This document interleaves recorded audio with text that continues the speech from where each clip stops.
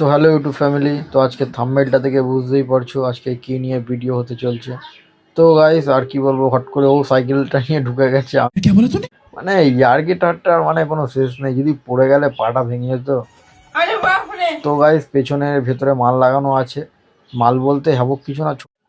তো গাইস এখানে হচ্ছে তোমার বাড়িতে শিবের একটা কি পুজো হয়েছে। তো আমি অবশ্য এটা বলতে পারছি না ঠিক আমার, কিন্তু কেউ যদি এই মানে ব্যাপারটা জানো মানে এটা কি পুজো আর কি, তো প্লিজ কয়েকটা কমেন্ট করে বলে যাও। তো যাই হোক গাইস, তো দেখতেই পারছো আমি মানে ঘরের ভেতরে চলে এসেছি। তো অ্যাকচুয়ালি কাজ কালকে ছিল, তো আজকে মাল খুলতে এসেছি। আর ওকে দেখে মানে কি বলবো, ভাইটাকে দেখে মনে হচ্ছে ও মানে সাপ খেলা দেখাতে এসছে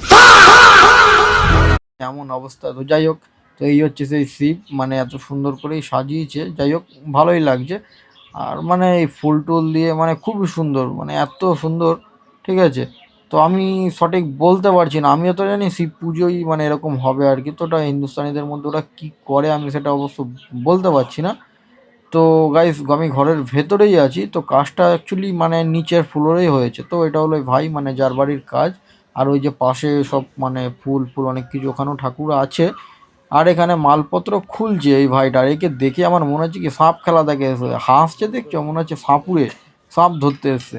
মানে কি আর বলবো, ও বলছে ভিডিও করিস না। তো যাই হোক গাইস, তো দেখতেই পারছো তো আমি নিজেই মালটা গোছাচ্ছি, যেহেতু ও মানে হেভি লেট করছে আর ইয়ার্কি ঠাট্টা করছে।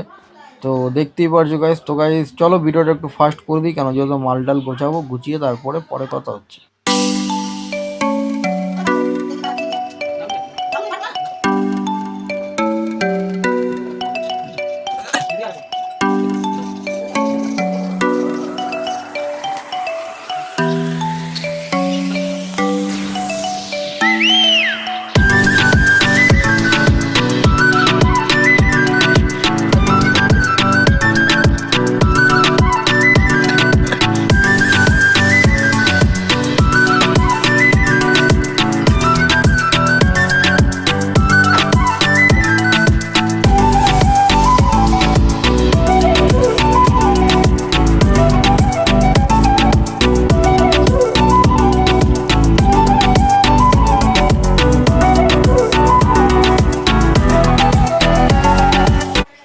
তো গাইস মাল গোছানো শেষের পথে, মানে সেরকম তো মাল ছিল না, দুটো পেন্সিল বক্স ছিল আর তিনটে মাইক্রোফোন, একটা স্ট্যান্ড আর একটা 80 ওয়াট এমপ্লিফায়ার দিয়ে বা রান করে দিয়েছে। আর এটা ঘরের মধ্যে অবশ্য ব্রাহ্মণ মানে মন্ত্রফন্ত্র পড়েছে, তো ওতে এমন কোনো চাপ নেই, আরামসে চলে গেছে।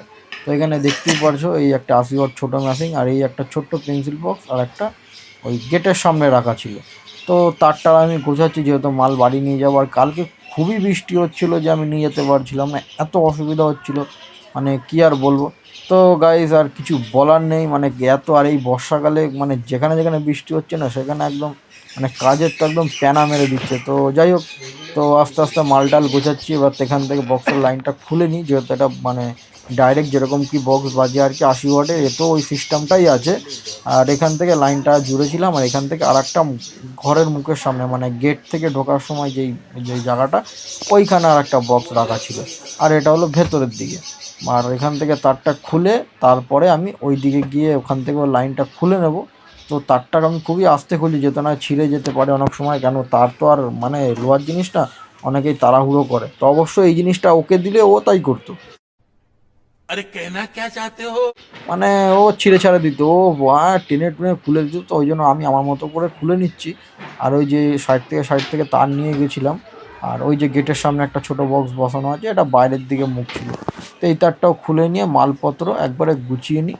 হ্যাঁ, গুছিয়ে নিয়ে একদম সুন্দর করে, যেহেতু মাল নিয়ে বেরিয়ে যাব, যেহেতু আজকে তার কারণ রোদ আছে। এবার রোদ তো সব জায়গা থাকে না, মানে সব জায়গা বলতে কি, যেহেতু এখন বর্ষাকাল আর সব জায়গা রোদ থাকাও খুবই মুশকিল। আর এ বারবার আমাকে বলছে হ্যাঁ আমাকে দেখ কিরকম লাগছে দেখতে, মানে আমি কি বলবো, ওকে ক্যামেরায় নিয়ে আসলে আমার নিজের লজ্জা লাগে। মানে আর কিছু বলার নেই, ওকে দেখে মনে হচ্ছে সাপ ধরতে এসছে, সাপুরে এসছে, মাথায় টিকা ফিকা পরে।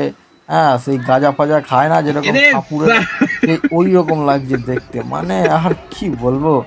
হ্যাঁ, তো আমি ওই পার্টির সাথে একটু কথা বলে নিই। তো যেহেতু পার্টি বলছে দাদা খুবই ভালো কাজ হয়েছে, তো এখানে 3টে মাইক্রোফোন ছিল, ঠিক আছে, একটা কিওয়ানের আর একটা বেটা আর একটা ব্যাটারি ডুপ্লিকেট, কিন্তু ওটা বেটা না, ওটা হচ্ছে কি একটা ব্র্যান্ডের কি নাম আছে।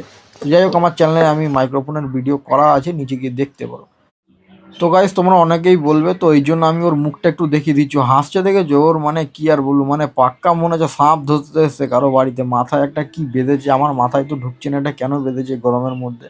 হ্যাঁ, মনে হয় মাথা ফাথা ফেটে ফেটে গেছে, সে এরকম ব্যাপার। মানে কি আর বলবো, ওর ভালো লেগেছে আর মাথায় আবার টিক্কা পড়েছে, হাসছে দেখেছো।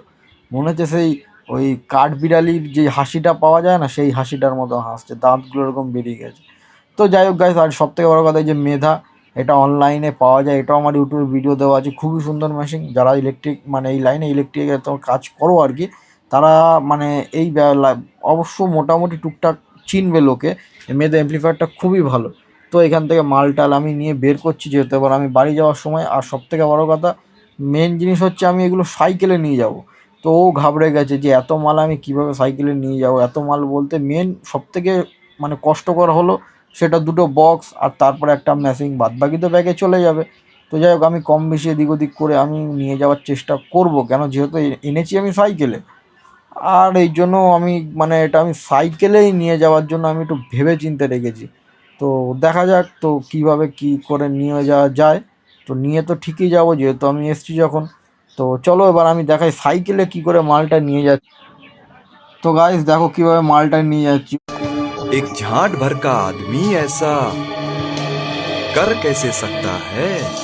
তো গাইস ব্লগটা ভালো লাগলে একটা সাবস্ক্রাইব, একটা লাইক আর একটা কমেন্ট করে দিও। আর অবশ্য কিন্তু কমেন্ট করো যে এটা কি পুজো হয়েছে। তো গাইস সাইকেল নিয়ে আমি আস্তে আস্তে বাড়ি যাচ্ছি। তো যেহেতু আবার মেঘলা মেঘলা ওয়েদার, আবার বৃষ্টি হওয়ার চান্স আছে। তো গাইস এই অবধি। তো যাই হোক গাইস, তো একটা সাবস্ক্রাইব কিন্তু অবশ্যই করে দিও আর একটা লাইক করে দিও। আর চলো গাইস, টাটা, দেখা হচ্ছে নেক্সট ভিডিও।